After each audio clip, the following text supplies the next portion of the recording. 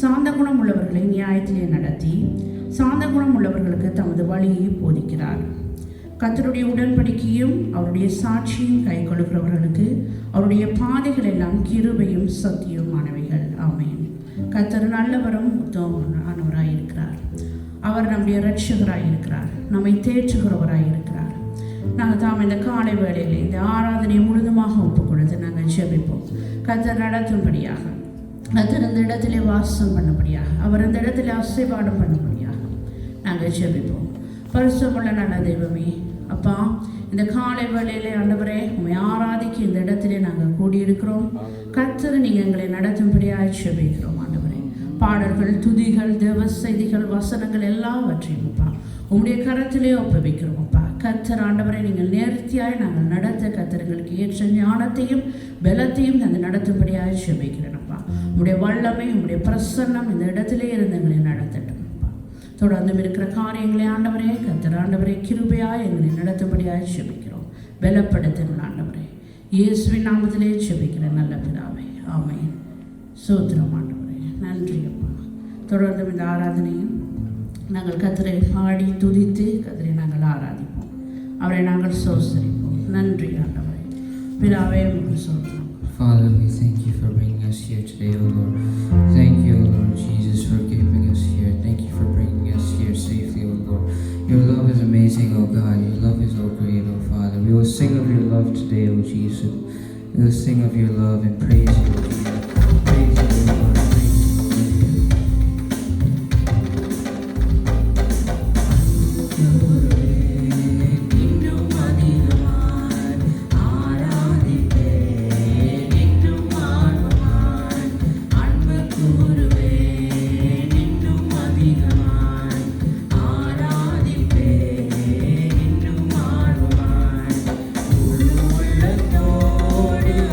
ஆராதிப்பே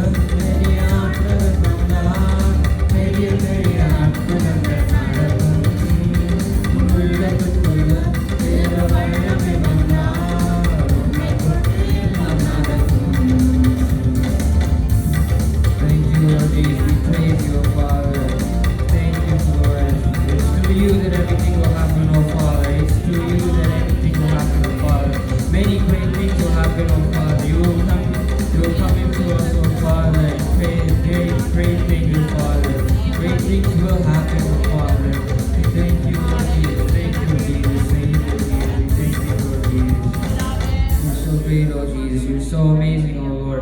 You're so powerful, so wonderful, so amazing, O Lord Jesus. We praise you, O Father.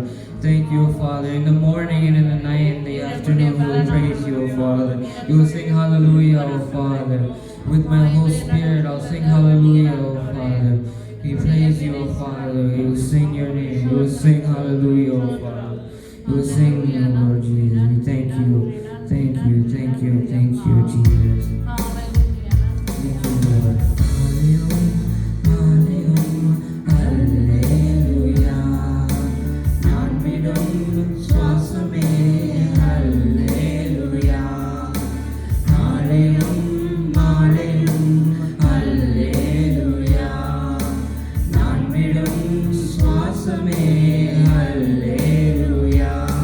நான் சோர்ந்து போகும்போது என் வேலை நாளமாறும். நான் சொற்களற்ற நேரம் என் ஆத்துமாவும் பாடும். ஹல்லேலூயா,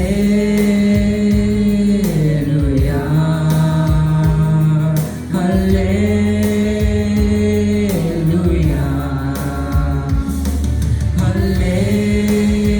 ஹல்லேலூயா, ஹல்லேலூயா. உயிரும் என் தாழ்விலும் என் ஆத்துமா பாடும். ஹல்லேலூயா,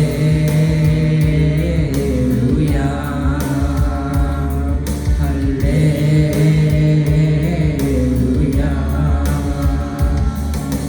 கண்மலை உச்சியில் ஹல்லேலூயா. ஆழியின் விளிம்பிலும் ஹல்லேலூயா. கண்மலை உச்சியில் ஹல்லேலூயா. ஆழியின் விளிம்பிலும் ஹல்லேலூயா. நான் உயிர் போகும்போது என் வெற்றி ஈரமாகும். நான் காணலைக்கும் போது என் தேற்றம் ஈரமாகும். ஹல்லேலூயா,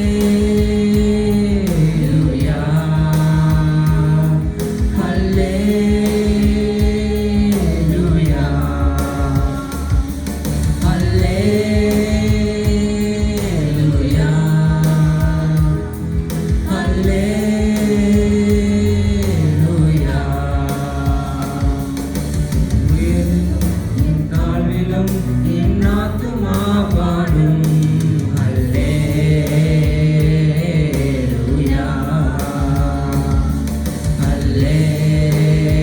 ஹல்லேலூயா. சத்துரு சிரிக்கையில் ஹல்லேலூயா. ஆளனும் செய்கையில் ஹல்லேலூயா. சத்துரு சிரிக்கையில் ஹல்லேலூயா. ஏளனம் செய்கையில் ஹல்லேலூயா. என் எதிரி பெருகும் பெருகும், என் பங்கியடம் பெருகும். நான் துதித்து பாடும்போது சிறைச்சாலை கதவு திறக்கும். ஹல்லேலூயா,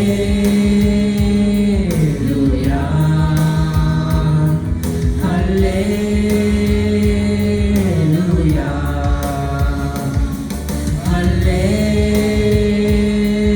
ஹல்லேலூயா,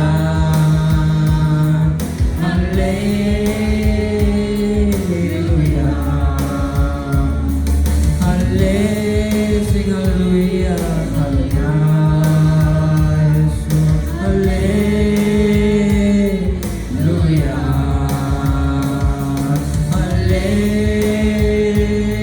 hallelujah,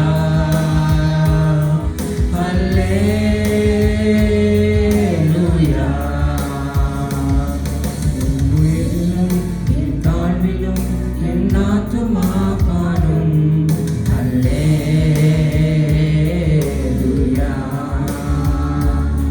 hallelujah,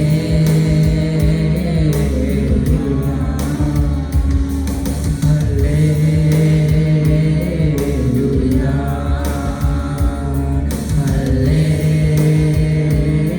hallelujah. You sing hallelujah, Lord Jesus. We thank you, Jesus. We praise your name, O Lord.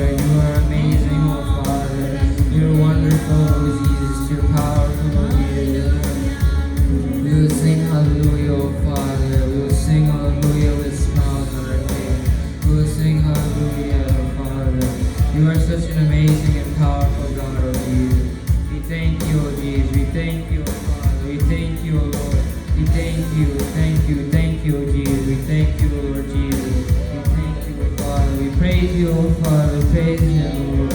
We praise you, Lord Jesus. We thank you, oh Jesus. We thank you, we thank you, we thank you, we thank you.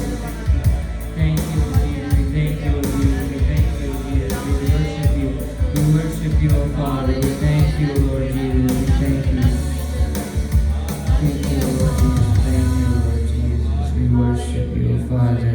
You were the Word at the beginning, oh Father. In the beginning was the Word. The Word was with God.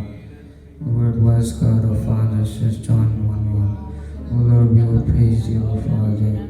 We thank you, Lord Jesus, for everything you've given us. We will worship your beautiful name, oh Lord Jesus. We will praise your beautiful name. We thank you, oh Jesus. We thank you, Lord Jesus. Thank you, Jesus. Thank you, Lord. You were the Word at the beginning, one with God the Lord Most High. Your hidden glory in creation, now revealed in you are crowned. What a beautiful name it is. What a beautiful name it is. The name of Jesus Christ, my King. What a beautiful name it is. Nothing compares to this. What a beautiful name it is. The name of Jesus. You didn't want heaven without us. So Jesus, you brought heaven down. My sin was great, your love was greater. What could separate us now? What a wonderful name it is. What a wonderful name it is. The name of Jesus Christ, my King. What a wonderful name it is. Nothing compares to this. What a wonderful name it is. The name of Jesus. What a wonderful name it is. The name of Jesus. We worship you, oh Father. We thank you, oh Lord. There's no greater name than you, oh Father. We worship you, oh Lord Jesus. Death cannot hold you, oh Lord. The veil tore before you, oh Jesus. You are so amazing. Sing you, oh Lord. Thank you, oh Jesus. Thank you. Thank you, oh Lord Jesus. We worship you. Death could not hold you. The veil tore before you. You silenced the boast of sin and grave. The heavens are roaring in praise of your glory. You were raised to life again. You have no rival. You have no equal. Now and forever, God, you reign. Yours is the kingdom. Yours is the glory. Yours is the name above all names. What a powerful name it is. What a powerful name it is.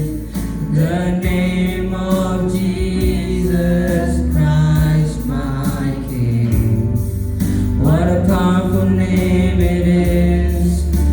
Nothing can stand against. What a powerful name it is. The name of Jesus. What a powerful name it is.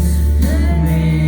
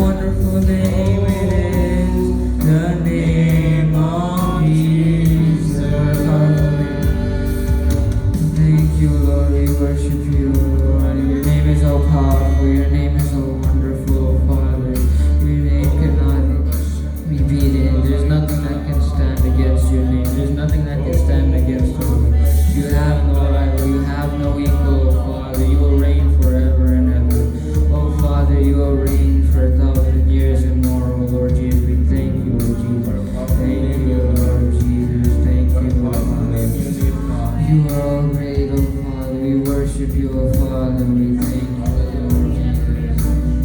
Thank you, Lord Jesus.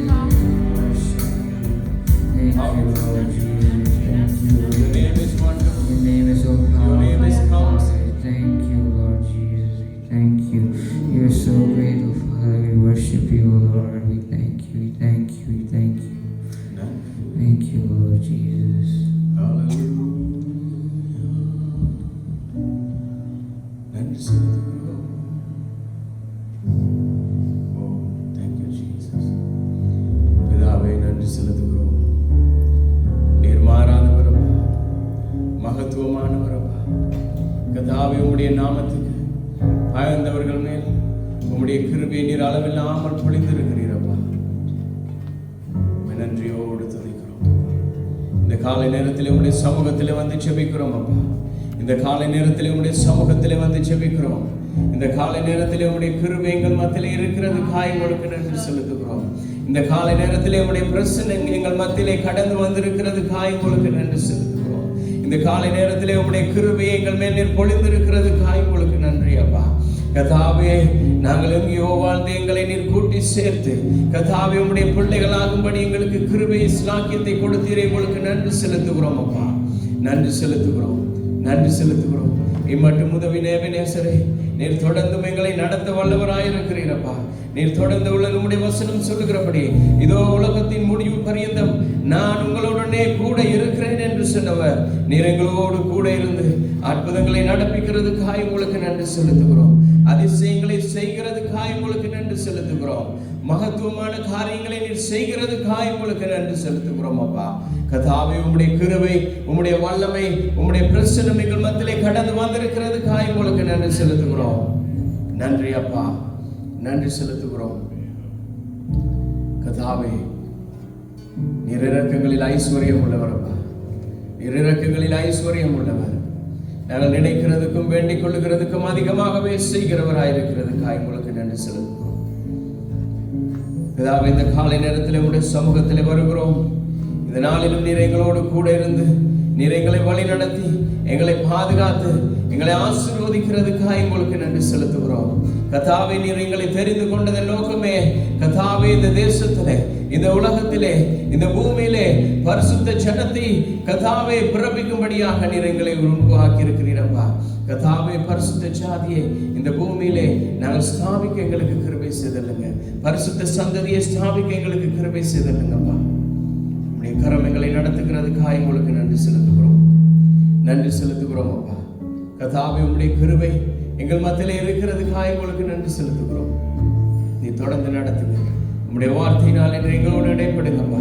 உம்முடைய வசனத்தினால் எங்களோடு பேசும்படியாக ஜெபிக்கிறோம் அப்பா. உம்முடைய வசனத்தினால் எங்களோடு பேசும்படியாக ஜெபிக்கிறோம் அப்பா. கர்த்தாவே, உம்முடைய கிருபை எங்கள் மேல் பொழிந்ததுக்காக நன்றி. தொடர்ந்து நடத்துங்க, கிருபையாக இருந்துங்க. இயேசுவின் நாமத்தில் ஒப்பு கொடுத்து ஜெபிக்கிறோம் நல்ல பிதாவே. ஆமென், ஆமென். எல்லாருமே எங்களுடைய இடங்களை நாங்கள் அமர்த்துக் கொள்வோம். Thank you brother.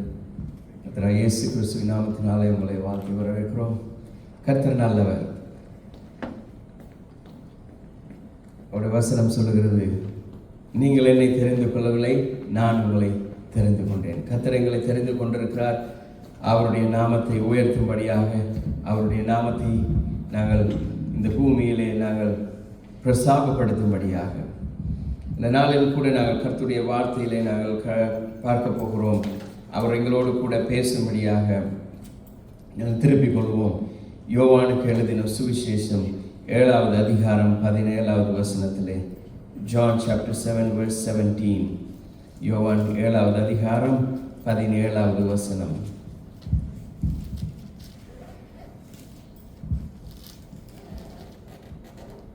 அவருடைய சித்தத்தின்படி செய்ய மனதுள்ளவன் எவனோ அவன் இந்த உபதேசம் தேவனால் உண்டாயிருக்கிறதோ நான் சுயமாய் பேசுகிறேனோ என்று அறிந்து கொள்ளுவான்.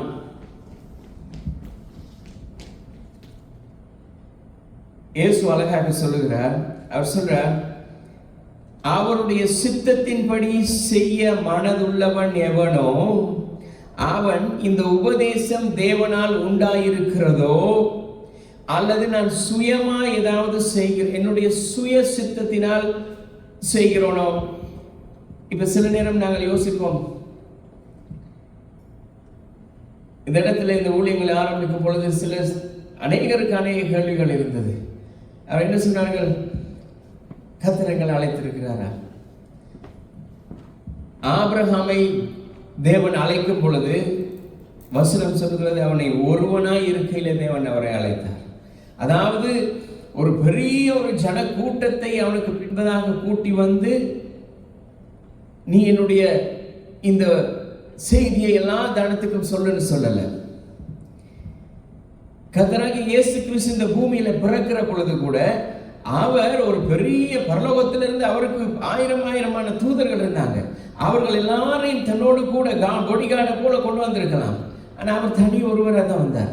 ஏன்னா அவர் இந்த பூமியில மனுஷனை உருவாக்கும் பொழுது முதலாவது ஒரு மனுஷனை உருவாக்கினார். அதன் பின்பதாக அவருடைய சித்தத்தின்படி செய்கிறதுக்கு இந்த பூமியில அவர்களை பழகி பெருகும்படி அவர்களை ஆசீர்வதித்திருக்கிறார். அவருடைய வசனம் சொல்லுகிறது, அவருடைய சித்தத்தின்படி செய்கிறவன் எவனோ, அதாவது தேவன் என்னுடைய வாழ்க்கையில எதை விரும்புகிறார் என்பதை புரிந்து கொண்டு செய்கிற மனுஷன் எவனோ, இது தேவனால் உண்டாயிருக்குமோ.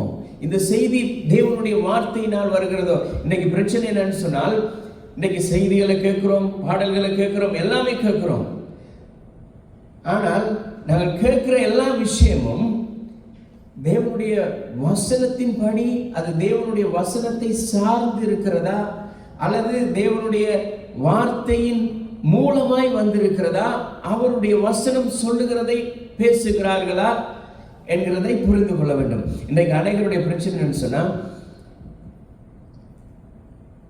காண்கிறதெல்லாம் பார்க்கிறதெல்லாம், ஓ இது கர்த்தரால் வந்திருக்கும், இது கர்த்தரால் எங்களுக்கு கிடைக்கும், இது தேவனுடைய சித்தத்தின்படி வந்திருக்கும், இது தேவனுடைய விருப்பத்தின், எல்லாவற்றையும் நாங்கள் அப்படி எடுத்துக்கொள்ள முடியாது. அதுக்காக தான் இந்த வசனத்தில் தெளிவாக சொல்றார், இது உண்டாயிருக்குமோ அல்லது என்னுடைய சுய சித்தத்தினால் இது வந்ததா. இப்ப நான் இந்த இடத்துல இருக்கிறேன், என்னை இந்த இடத்துல கொண்டு வந்தது என்னுடைய சுய விருப்பத்தின்படி ஆசையின்படி வந்தேனா, தேவன் என்னை அழைத்து வந்தார். அதை ஒரு மனுஷன் புரிந்து கொள்ள வேண்டும். என்னென்னு சொன்னால், இன்றைக்கு அநேகர் என்ன செய்கிறார்கள், தேவனுடைய சித்தத்தை அறிய விரும்புகிறார்கள். நான் ஒரு திருமணம் முடிக்க போகிறேன், இது தேவனுடைய சித்தமாக இருக்குமோ.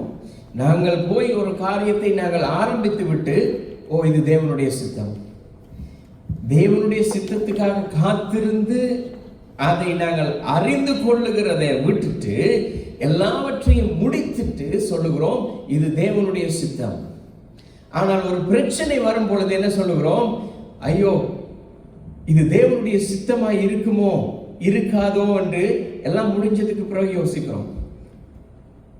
இன்றைய நாள் நாங்கள் பார்க்க போகிறோம், அவருடைய வார்த்தைக்கு கீழ்ப்படுகிறதினால வெளிப்படுகிற தேவனுடைய வல்லமை.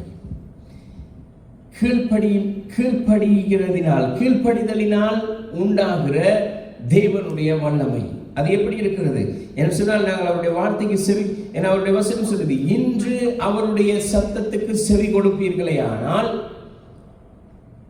கர்த்தருடைய ஆசீர்வாதங்களை பெற்றுக்கொள்வோம் என்று சொல்லி எங்களுக்கு ஒரு கேள்வி வருகிறது. இப்ப நாங்கள் தேவனுடைய சித்தத்தை செய்ய தயார், நாங்கள் எல்லாரும் சொல்லுகிறோம் தேவனுடைய சித்தத்தின்படி தான் நாங்கள் அதை செய்கிறோம், இதை செய்கிறோம். ஆனால் அதை செய்ய நாங்கள் தயாராக இருக்கிறோம். தேவன் சொல்லுகிறார், இல்ல இன்னும் நான் எதிர்பார்க்கிறது உன்னிடத்தில் இல்லைன்னு சொல்லி. ஆனா அந்த சித்தத்தை செய்ய நாங்கள் தயாராக இருக்கிறோமா? அவர் கொடுக்க சித்தமாக இருக்கிறார், நாங்கள் தயாராக இருக்கிறோமா? நீதிமொழிகள் 3வது அதிகாரம் 5வது வசனம் 6வது வசனத்தில் சொல்லுகிறார், தேவன் அவருடைய சித்தத்தை, நாங்கள் அதை வாசிப்போம். நீதிமொழிகள் 3வது அதிகாரம், Proverbs chapter 3 verse 5 and 6. நீதிமொழி 3வது அதிகாரம் 5வது 6வது வசனம். உன் சுய புத்தியின் மேல் சாயாமல் உன் முழு இருதயத்தோடும் கர்த்தரிடத்தில் நம்பிக்கையாய் இருந்து உன் வழிகள் எல்லாம் அவரையே நினைத்துக்கொள், அப்பொழுது அவர் உன் பாதைகளை செவ்வைப்படுத்துவார். எங்களுடைய சுய சிந்தையின் மேல், எங்களுடைய சுய எண்ணத்தின் மேல் நாங்கள் சாயாதபடி, நாங்கள் அவருடைய சித்தமோ இது தேவனால் உண்டாயிருக்குமோ, நாங்கள் ஒரு தடவைக்கு பல தடவை நாங்கள் சிந்தித்து பார்க்கணும். இது வந்திருக்குமோ இல்லையோ, ஜெபிக்கணும். இன்னும் சமாதானம் எங்களுடைய உள்ளத்தில் இல்லையா, திரும்பவும் ஜெபிக்கணும். இன்னும் சமாதானம் இல்லையா, திரும்பவும் ஜெபிக்கணும். கர்த்தருடைய சித்தம் இருக்குமா இருந்தால் அவர் எங்களுடைய காரியம் வாய்க்க பண்ணுவார். இன்றைக்கு அநேகர் தேவனை தேட விரும்புகிறார்கள், ஆனால் உண்மையாய் அவருடைய சித்தத்துக்கு கீழ்ப்படுகிறதுக்கு விரும்புகிறதில்லை. காரணம் என்னன்னு சொன்னால், அவருடைய சித்தத்துக்கு கீழ்ப்படியணுமா இருந்தால் அவருடைய வார்த்தையை சொல்லுகிறதின்படி நடக்கணும். ஆனால் அவருக்கு ஃபாலோ பண்ண, இயேசுக்கு பின்னால் எத்தனையோ பேர் போனார்கள். நூற்றுக்கணக்கானோர், ஆயிரக்கணக்கானோர், லட்சக்கணக்கானோர் போனாங்க. ஆனால் அவர் தெரிந்து கொண்ட ஒரு சிலர் இருந்தார்கள். அது மாத்திரமல்ல, அவர் தெரிந்து கொண்டவர்களோடு சேர்த்து அவருக்கு பின்பதாக அவருடைய வார்த்தைக்கு செவி கொடுத்து போனவர்கள் ஒரு சிலர். அங்கதான் பிரச்சனை இருக்குது. Many want to follow, but they don't want to obey his word. ஏனென்றால் அவருடைய சித்தத்துக்கு, அவருடைய சத்தத்துக்கு கீழ்ப்படிந்தால் அவர் சொல்லுகிறபடி நடக்கணும். அவருக்கு பின்னால போனால் அவருடைய ஆசீர்வாதம் எல்லாருக்கும் கொடுக்கிறபடி அவர் எல்லாரையும் ஆசீர்வதிக்கிறார். இன்னைக்கு நாங்கள் நினைக்கிறோம் தேவனுடைய பிள்ளைகளை மாத்திரம் தேவன் ஆசீர்வதிக்கல, இந்த பூமியில் இருக்கிற சகலரையும் தேவன் ஆசீர்வதிக்கிறார். ஏனென்றால் அவர் இந்த பூமிக்கு வந்ததன் நோக்கமே எல்லாருக்கும், அவர் பிறந்த நேரம் தேவனுடைய தூதன் வந்து சொல்லுகிறார், எல்லாருக்கும் சமாதானத்தை உண்டு பண்ணுகிற செய்தி. அதாவது இந்த பூமியில இருக்கிற ரட்சிக்கப்பட்ட, ரட்சிக்கப்படாத எல்லாருக்குமே சமாதானம். ஆனால் தேவனிடத்தில் வருகிறவர்களுக்கு அது விசேஷித்த விதமாய் நிரந்தரமாய் இருக்கிறது. ஆனா உலகத்தாருக்கு அது என்ன நடக்குதுன்னு சொன்னா, அந்த சமாதானத்தை அவர்களால் அனுபவிக்க முடியாது. ஏனென்று சொன்னால் அந்த உண்மையான சமாதானம் எங்க வருதுன்னு சொல்லி அவர்களுக்கு தெரியாது. உண்மையான ஆசீர்வாதம் எங்க இருந்து வருகிறதுன்னு சொல்லி தெரியாது. அவர்களுக்கு தெரியுது ஆசீர்வாதம் இங்க இருக்குது, ஆனா அந்த ஆசீர்வாதத்துடைய ஊற்று எங்க இருக்குன்னு சொல்லி தெரியாது. செய்ய மனமுள்ள இருதயத்திலே தேவன் கிரியை செய்கிறார். செய்ய மனமுள்ள உள்ளத்திலே தேவன் வாசம் பண்ணுகிறார். செய்ய மனதுள்ள உள்ளங்களிலே கர்த்தர் வல்லமையை வெளிப்படுத்துகிறார். நாங்கள் திருப்பிக் கொள்ளும் யோவான் 7வது அதிகாரம் 17வது வசனத்துக்கு மறுபடியும். யோவான் 7வது அதிகாரம் 17வது வசனத்துக்கு, அவருடைய சித்தத்தின்படி செய்ய மனதுள்ளவன், அவருடைய சித்தம் எதுவோ அதன்படி செய்கிறவர்கள். அதாவது என்ன சொல்றது, நாங்கள் அறிவாளிகளாக இருக்கிறதுனால, எல்லாம் கற்று தேர்ந்தவர்கள்னால தேவன் எங்களுக்கு அதை கொடுக்கிறது இல்லை. நாங்கள் கற்று தேர்ந்திருந்தாலுமே கூட தேவனுடைய ஆசீர்வாதம் வரப்போகிறது இல்லை. அப்போஸ்தலனாகிய பவுல், அவன் எல்லாருக்கும் தேறினவனாயிருந்தான். அவன் கிரேக்க மொழி படிச்சிருந்தான், அவன் ஹீப்ரு படிச்சிருந்தான், அவன் எல்லா என்ன சொல்ற கலாச்சாரம், சடங்காச்சாரங்கள், மதம் எல்லாவற்றையும் உண்மையாய் பின்பற்றினவன். ஆனா கர்த்தராகிய ஆண்டவர் இயேசு கிறிஸ்துவுக்கு அவனுக்கு இருந்ததான அந்த அறிவு தேவையில்லை. அவருக்கு தேவைப்பட்டது அவருடைய சித்தத்தை செய்கிறதுக்கு அவனுடைய உள்ளம் தேவைப்பட்டது. ஆகவேதான் என்ன சொல்றார், நான் என்னுடைய சித்தத்தை செய்யறல. அவன் கேட்கிறான், நீ யார், என்ன ஏன் இவ்வளவு என்ன தொந்தரவுப்படுத்துறீர்? அவர் சொல்றார், நீ துன்பப்படுத்துகிற இயேசு நான், நீ துன்பப்படுத்துகிற இயேசு நான். ஆதியாகமம் 12வது அதிகாரத்தில் தேவன் சொல்கிறார் ஆபிரகாமுக்கு, ஒரு பெரிய ஒரு இந்த உலக வரைபடத்தை காட்டி, இந்த உலக வரைபடத்துல ஒவ்வொரு கண்டங்களையும் காட்டி, இந்த கண்டங்களில உன்னுடைய சந்ததி இப்படி பெருக போகுதுன்னு சொல்லி ஒரு வரைபடத்தை கொடுத்து அவரை கூப்பிடல.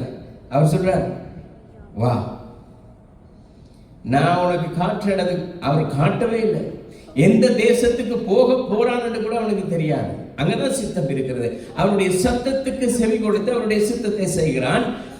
அங்கதான் அவருடைய ஆசீர்வாதம் ஆரம்பிக்கிறது. அவன் சொல்கிறான், நான் காண்பிக்கிற தேசத்துக்கு நீ போ. அப்ப இவன் காண்பிக்கிற தேசம் எங்க இருக்கு ஆண்டவரே, நீங்க காட்டினா தானே நான் போகிறதுக்கு. நாங்கள் ஜிபிஎஸ் போடுகிறோம். ஒருத்தர் சொல்றார், நீங்கள் இந்த இடத்துக்கு வாங்க பிரதர்னு சொல்லி, இந்த இடத்துக்கு வாங்க சிஸ்டர். எங்க வரணும்? நான் காண்பிக்கிற இடத்துக்கு போ. ஜிபிஎஸ் இல்லை, டிரெக்ஷன் இல்லை. அவர் சொல்கிறார் போ. அவனும் புறப்பட்டு போனான். எப்படி? ஒரு செம்மறி ஆடு, ஏன்னா வெள்ளாட்டுக்கும் மற்ற ஆட்டுக்கடாக்களுக்கும் ஒரு வித்தியாசம் இருக்கிறது. அது கேட்காது, சொல்றதை கேட்காது. ஆனால் இந்த செம்மறி ஆடு எப்படின்னா, இந்த மேய்ப்பன் போகிறதுக்கு பின்னால அது தலையாட்டி கொண்டு போய்கொண்டே இருக்கும்.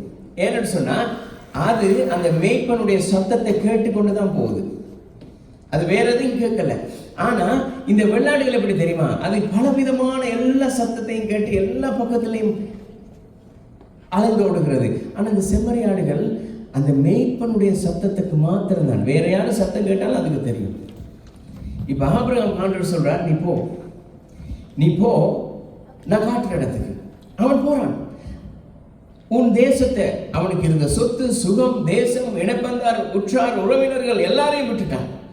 இப்ப மனைவி, தன்னுடைய மனைவி கூட்டிட்டு போறான். எங்க போறதுன்னே தெரியாது, ஆனா போறான். அவனுடைய வாழ்க்கையில முதலாவது இருந்தது அந்த கீழ்ப்படிதல், அந்த ஒபீடியன்ஸ் அவனை இந்த பூமிக்கு பெரிய ஜாதியாக்கினது. அந்த கீழ்ப்படிதல், அந்த ஒரு மனுஷன் தேவன் சொன்ன அந்த வார்த்தைக்கு கீழ்ப்படிந்து அவன் எங்க போறதுன்னு தெரியாது, டிரெக்ஷன் இல்லை, மேப் இல்லை, ஒன்றுமே இல்லை. இன்னைக்கு மேப்பை கொடுத்து டிரெக்ஷனை கொடுத்து எல்லாத்தையும் கொடுத்தாலுமே தடுமாறுவான். ஆனா அவனுக்கு ஒன்றுமே இல்லாத இருந்தது. ஆனா கர்த்தர் அவனை கொண்டு போனார். எப்படி கொண்டு போனார்? அந்த கீழ்ப்படிதல். அவருடைய சத்தத்தை கேட்டு கேட்டு கேட்டு நடந்து போனான். ஆனா இன்னைக்கு பிரச்சனை என்னன்னு சொன்னா, நாங்கள் அவருக்கு பின்னால போகணும், ஆனா அவருடைய சத்தத்துக்கு செவி கொடுக்கிறதுக்கு முடியாமல் இருக்கிறது. இந்த உலகத்தினுடைய, இந்த பிரபஞ்சத்தினுடைய இந்த சத்தங்கள் என்ன செய்யுது? எங்களுடைய காதுகள் அப்படியே வழிவிலகி போக பண்ணுகிறது. சாமுவேலை தேவன் கூப்பிடுகிறார். 1 சாமுவேல் 3வது அதிகாரத்தில் அவர் சொல்லுகிறார்,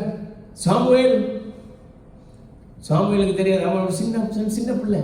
அவன் நினைச்சான், பக்கத்தில் இருக்கிற இந்த ஊழியக்காரர் தான் என்னை கூப்பிடுற, அவர்கிட்ட ஓடணும். அவர்கிட்ட ஓடி போய் சொல்றான், ஐயா என்ன கூப்பிட்டீங்கன்னு. அவர் சொல்றான், நான் உன்னை கூப்பிடல, போய் படுத்துக்கோள். அவர் நினைச்சிருப்பாரு, இந்த படியும் ஏதோ கனவு கண்டுட்டு வந்திருக்கிறான் போலன்னு சொல்லி. திரும்பவும் சத்தம், சாமுவேல் சொல்லி கூப்பிடுறார். கர்த்தர் கூப்பிடுறார். அப்ப அவன் கூப்பிட பொழுது அவன் என்ன சொல்றான், ஐயா கூப்பிட்டீங்களா? அவன் சொல்றான், நான் உன்னை கூப்பிடல, போய் படுத்துட்டான். திரும்பவும் கூப்பிடுறான். இப்பதான் இந்த ஊழியக்காரருக்கு இப்பதான் புரியுது கூப்பிட்டது கர்த்தர்னு சொல்லி. இவன் ஒவ்வொரு தரமும் போய் நிற்கக்குள்ள அவருக்கு தெரியல யாரை கூப்பிட்டது. நான் கூப்பிடல, இந்த தேவாலயத்தில் வேற யாருமே இல்லை பணிவிடை செய்கிறதுக்கு. இவன் ஆசாரியன், ஆசாரிய முறைமையின்படி அவன் அந்த இடத்துல வேற யாருமே போக முடியாது. வெளிப்பிரகாரம், உட்பிரகாரம், மகாபரிசுத்த ஸ்தலம், பரிசுத்த ஸ்தலம், மகாபரிசுத்த ஸ்தலம். இந்த இடத்துல இந்த ஆசாரியன் அங்க இருக்கணும். அவன் பரிசுத்த ஸ்தலத்துக்கும் இந்த உள்பிரகாரத்துக்கும் அவனுக்கு அதிகாரம் இருக்கிறது போறது. அவன் இங்கே எங்கேயோ தான் இருந்திருக்கணும். இப்ப இந்த சாமுவேல் எப்படி இந்த இடத்துக்கு வந்தான்? யாருமே போக முடியாது. பரிசுத்த ஸ்தலத்துக்கு யாருமே போக முடியாது. தேவாலயத்துக்குள்ள யாருமே போக முடியாது. தேவனுடைய வசனத்தின்படி எல்லாரும் வெளிப்பிரகாரத்திலே நின்றணும். உள்பிரகாரத்துக்குள்ள வர்றதுக்கு யாருக்கு மாத்திரம் அதிகம் இருக்கிறது? ஆசாரியர்களுக்கும் லேவியர்களுக்கும் மாத்திரம்தான் அந்த இடத்துல அதிகாரம். இப்ப இவன் ஆசாரியனும் இல்லை, லேவியனும் இல்லை. அப்ப யாரா இருந்திருப்பான்? ஆனால் நாங்கள் பழைய ஏற்பாட்டில் அந்த அவனுடைய சந்ததிக்கு போகும் பொழுது இந்த சாமுவேலுடைய தகப்பன் லேவி கோத்திரத்திலிருந்து வந்தவர்கள். ஆனால் அந்த வம்சத்தில் வந்தவர்கள் செய்த ஒரு சில காரணத்தினால, செய்த சில காரியங்களினால தேவன் அவர்களை வாதித்தார். அவருடைய சந்ததி இல்லாமல் போனது. அந்த சந்ததியில இருந்து தப்பி மீந்து வந்த சந்ததியிலிருந்து வந்தவன். இப்ப இவனும் ஆசாரியன் தான். ஆனா இங்க கர்த்தருடைய ஒரு அதிசயம் என்னன்னு சொன்னா, இந்த சாமுவேலுக்கு கர்த்தருடைய கண்கள்ல கிருபை கிடைச்சது. கர்த்தருடைய கண்கள்ல கிருபை கிடைச்சது. எப்படி? இவன் இந்த ஏழு இடத்துல நேரா வேற யாருமே பரிசுத்த ஸ்தலத்துக்குள்ள ஓட முடியாது, உள்பிரகாரத்துக்குள்ள வர முடியாது. ஆனா இவன் உள்ள வாரான், உள்ள போய் கேட்கிறான், என்ன கூப்பிட்டியா? ஆனா ஏலிக்கு தெரியாது தேவன் இவனோட பேசுகிறான். யாருமே நினைக்க மாட்டாங்க சின்ன பிள்ளையோட தேவன் பேசுவார், பெரிய ஆள் எங்களோட தான் பேசுவார். ஒரு முக்கியமான ஒரு விஷயத்தை சொல்ல போகிறார். ஒரு முக்கியமான ஒரு விஷயத்தை ஒரு சின்ன பிள்ளை இடத்துல சொல்லுவாங்க, அவனுக்கு ஞாபகம் இருக்குமா? ஆனா கர்த்தர் சொன்னார், ஏலி இடத்துல சொல்லல. ஏன்னா ஏலி தன்னுடைய பிள்ளைகளை சரியான விதத்துல நடத்துறதுக்கு மறந்துட்டான். இப்ப என்ன செய்கிறான்? சாமுவேலுக்கு அந்த ஆப்பர்ச்சுனிட்டி வருகிற பொழுது அவன் அறிந்து கொண்டான், கர்த்தர் இவனோட பேசுகிறார், இவனோட தான் பேச போறார், என்னோட பேசல, இவனோட தான் பேச போறார். இப்ப சாமுவேலுக்கு ஆண்டவர் சொல்ற, அந்த ஏலி சொல்லுகிறான், திரும்ப இந்த சத்தம் வருமா இருந்தா சொல்லும் அடியேன் கேட்கிறேன். இப்ப சாமுவேல் மறுபடியும் சத்தம் வருது, சாமுவேல் கூப்பிடுகிறார். இப்ப சாமுவேல் சொல்றான், கர்த்தாவே சொல்லும் அடியேன் கேட்கிறேன். நீங்க சொல்லுங்க, நான் கேட்கிறேன். வேற எதுவுமே இல்லை. ஏலி சொல்லி கொடுத்து அப்படியே சொல்றான், சொல்லும் அடியேன் கேட்கிறேன். என்னத்தை கேட்க போறார்? தேவன் வெளிப்படுத்துகிறார். இது எதிர்காலத்துல வரப்போகிற காலத்துல என்ன நடக்க போகிறதுங்கிறத இந்த சின்ன பையனுக்கு தேவன் சொல்லுகிறதை அதிசயமாய் இருக்கிறது. காரணம் என்ன தெரியுமா? இவன் வளர்ந்து அது மறந்தாலும் மறந்துடுவான். ஆனா இவன் மறக்கல. கர்த்தாவே சொல்லும் அடியேன் கேட்கிறேன். கேட்டு கேட்டு கேட்டு கேட்டு கேட்டு வளர்ந்தான். வளர்ந்து பெரிய தீர்க்கதரிசியாகினான். ஆனால் சிறுவனாய் இருந்த இந்த சாமுவேலை தேவன் என்ன செய்தார்? பெரிய ஒரு தீர்க்கதரிசியாக மாற்றினார். காரணம் என்ன தெரியுமா? அவன் சொன்ன வார்த்தை, சொல்லும் அடியேன் கேட்கிறேன். இன்றைக்கு அநேகருக்கு பெரிய பிரச்சனை, தேவன் பேசுகிற பொழுது, தேவன் அழைக்கிற பொழுது செவி கொடுக்கிறதுக்கு மனம் இல்லை. இன்றைக்கு அநேகர் வருகிறார்கள், போகிறார்கள். எப்படி? ஆசீர்வாதங்களையும். இயேசு கிறிஸ்துவிடத்தில் அநேகர் வந்தாங்க, அற்புதங்களுக்காகவும் அதிசயங்களுக்காகவும் அடையாளங்களுக்காகவும். ஆனால் அவரிடத்தில் உண்மையாய் அவரை விசுவாசித்து அவரோடு கூட இருந்தவர்கள் ஒரு சிலர். ஏன்னு சொன்னால் எல்லாரும் அவரோட இருக்கல, எல்லாரும் அவரோடத்துல இருந்தாருன்னு சொன்னா இந்த பூமியில இன்றைக்கு அநேகர் இல்லை, எல்லாருமே ரட்சிக்கப்பட்டிருப்பார்கள். ஆனா ஒரு சிலர் தான் இருந்தார்கள். என தேவனுடைய வசனம், இந்த அழைக்கப்பட்டவர்கள் அநேகர், ஆனால் தெரிந்து கொள்ளப்பட்டவர்களோ ஒரு சிலர். எப்படி ஒரு சிலர்? ஏனென்றால் யார் உண்மையாய் அவருடைய சத்தத்துக்கு செவி கொடுக்கிறார்களோ அவர்கள் கொஞ்சம் பேர் தான். ஆனா வந்தவர்கள் 1000 பேர். ஆனால் தேவன் அவருடைய சித்தத்தின்படி அழைத்து அவருடைய சித்தத்தை செய்ய ஒப்பு கொடுத்தவர்கள் ஒரு சிலர். நாங்கள் கேட்கிறோம், ஆண்டவரே உம்முடைய திட்டம் என்ன, உம்முடைய சித்தம் என்ன, எங்களுக்கு வெளிப்படுத்துங்க. ஆனா கேள்வி கேட்டுறோம். அவர் சித்தத்தை சொல்லும் பொழுது செவி கொடுக்கிறதுக்கு நாங்கள் தயாரா இருக்கிறோம், ஆயத்தமா இருக்கிறோம். அங்கதான் பிரச்சனை இருக்கிறது. இயேசுனுடைய வாழ்க்கை முழு, இயேசு கிறிஸ்து இந்த பூமியில வாழ்ந்த நாள் முழுவதுமே அவருடைய வாழ்க்கை அந்த கீழ்ப்படிதலுக்குள்ளேயே தான் போய் கொண்டிருந்தது. அவர் சிறு வயதாக இருக்கும் பொழுது பெற்றோருக்கு கீழ்ப்படி பெற்றோரோட இருந்தார். ஒரு சந்தர்ப்பத்தில் அவர் இளம் பிராயத்தில் தொலைச்சிட்டாங்க, பெற்றோர் தொலைச்சிட்டாங்க. ஆனா அவர் தொலைஞ்சு போகல. அவர் தேவாலயத்திலிருந்து பிரசங்கம் பண்றார். 12 வயசு 13 வயசு. இப்ப பெற்றோர் கேட்கிறாங்க, எங்க போன மகனே, உன்னை எல்லா இடமும் தேடணும். ஆண்டவருடைய சித்தத்தை செஞ்சுட்டு இருந்தேன். அவருடைய சித்தம் என்ன தெரியுமா? இந்த சத்தியத்தை எல்லாருக்கும் சொல்லணும். என்னை குறித்து தேவன் என்ன திட்டம் வைத்திருக்கிறார் என்பதை நான் எல்லாருக்கும் சொல்லணும். எங்கள் ஒவ்வொருவரையும், ஒவ்வொரு மனுஷரையும் குறித்து கர்த்தருடைய சித்தம் என்னவோ அதை மற்றவர்களுக்கு சொல்லணும். ஆனா அதை சொல்லுகிறதுக்கு கர்த்தர் என்னை பயன்படுத்தினார், அவ்வளவுதான். நான் எங்கேயும் தொலைஞ்சு போகல. நீ எங்களை என்ன விடல, நீங்களும் என்ன கைவிடல. நான் கர்த்தருடைய சித்தத்தை செய்யும்படியாக அந்த தேவாலயத்தில் இருந்தவர்கள் எல்லாரும் வியப்படைந்தார்கள். ஏன்? இந்த சின்ன பொடியன் எப்படி இப்படி பேசுறான், இதுவன் சிறுவன் ஆயிட்டே, இவனுக்கு எப்படி இவ்வளவு ஞானம்? இப்ப ஏழை நினைச்சிருக்கலாம், நான் இத்தனை வருஷமா ஆசாரிய ஊழியத்தில் இருக்கிறேனே, எனக்கு சொல்லாதத இந்த சாமுவேலுக்கு தேவன் எப்படி சொன்னார்? அவனுக்கு ஒரு ஆச்சரியம் இருந்திருக்கும். ஆனால் தேவனுடைய சித்தத்தை செய்கிற பொழுது எல்லாருக்குமே ஆச்சரியம் காத்திருக்கிறது. ஏன்னா நான் கடந்த வாரத்தில் தான் பார்த்தோம், என்ன தெரியுமா, கர்த்தருடைய சித்தத்தின்படி அவருடைய வார்த்தைக்கு செவி கொடுத்து நாங்கள் செய்கிற பொழுது, கர்த்தர் எங்களை ஆசீர்வதிக்கிற பொழுது, மற்றவர்கள் அதை கண்டு வியப்படைகிறது மாத்திரமல்ல, அவர்களே மனம் வருந்துவார்கள். ஐயோ, இவர்களுக்கெல்லாம் இப்படியெல்லாம் நடக்குது, ஆசீர்வதிக்கப்படுகிறார்களே, நல்லா இருக்கிறார்களே. காரணம் என்ன? அது தேவனுடைய சத்தத்துக்கு செவி கொடுக்கிற பொழுது. பிலிப்பியர் 2வது அதிகாரம் 8வது வசனத்திலிருந்து 11வது வசனம் வரைக்கும் அவர் சொல்றார், அவர் எல்லாவற்றுக்கும் கீழ்ப்படிந்திருந்தார், சிலுவைக்கு போனார், தேவனுடைய சத்தத்துக்கு செவி கொடுத்தார். சொல்றார், பிதாவினுடைய சித்தம் செய்கிறதே என்னுடைய நோக்கமாயிருக்கிறது, என்னுடைய விருப்பம். என்னோட தகப்பன், நான் இயேசு கிறிஸ்து அவருடைய குமாரனாய் இருக்கலாம், ஆனாலும் என்னுடைய தகப்பன் எதை விரும்புகிறாரோ அதை செய்கிறதே என்னுடைய விருப்பம். இப்ப பிதாவுடைய சித்தம் இந்த பூமிக்கு அவரை அனுப்புகிறது. ஆனால் பிதா என்னத்துக்கு தெரியுமா அனுப்பினார்? அவருடைய வசனம், தேவன் தம்முடைய ஒரே பேரான குமாரனை இவ்வுலகத்திலே அன்பு கூர்ந்து இந்த பூமிக்கு அனுப்பி எங்கள் மேல் அவர் பிரியமா. காரணம் என்ன தெரியுமா? அவர் இந்த பூமிக்கு இயேசு கிறிஸ்துவை அனுப்பினது எங்களுக்காக சிலுவையிலே மரிக்கிறதுக்கல்ல, மனுஷனை நியாயம் தீர்க்கிறதுக்கு. ஏனால் நியாயம் தீர்க்கும் அதிகாரம் முழுவதையும் குமாரனுக்கே கொடுத்திருந்தார்னு சொல்லுகிறது. இயேசு கிறிஸ்துவுக்கு தான் இந்த பூமியில இருக்கிற எல்லாரையும் நியாயம் தீர்க்கிற அதிகாரத்தை தேவன் கொடுத்திருந்தார், அந்த வல்லமையை. ஆனால் அவர் அந்த வல்லமையை பயன்படுத்தவில்லை. அவர் என்ன தெரியுமா சொன்னார்?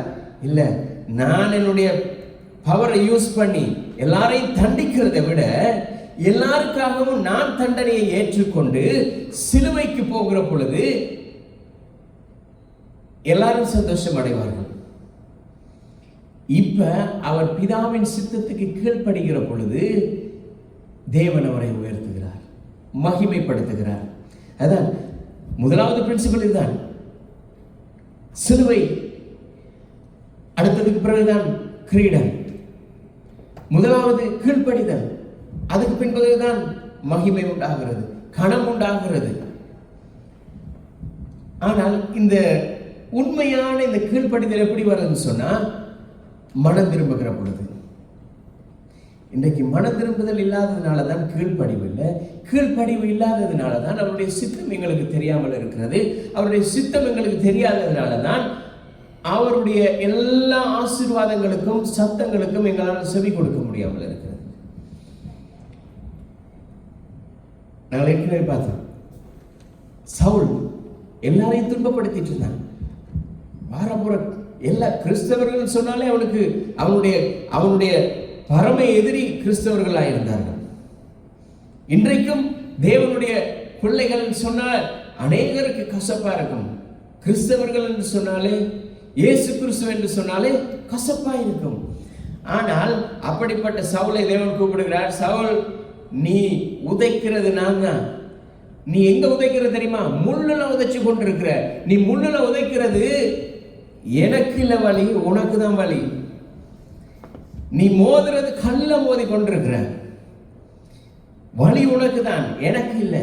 அவர் சொல்லுகிறார், நீ துன்பப்படுத்துகிற கிறிஸ்து நான் தான். நீ நினைச்சிட்டு இருக்கிற என்ன துன்பப்படுத்துகிறேன்னு சொல்லி நீ நினைச்சிட்டு இருக்கிற, ஆனா நீ உன்னையே துன்பப்படுத்தி கொண்டிருக்கிற. இப்ப நான் அவரை தொடர்றார்.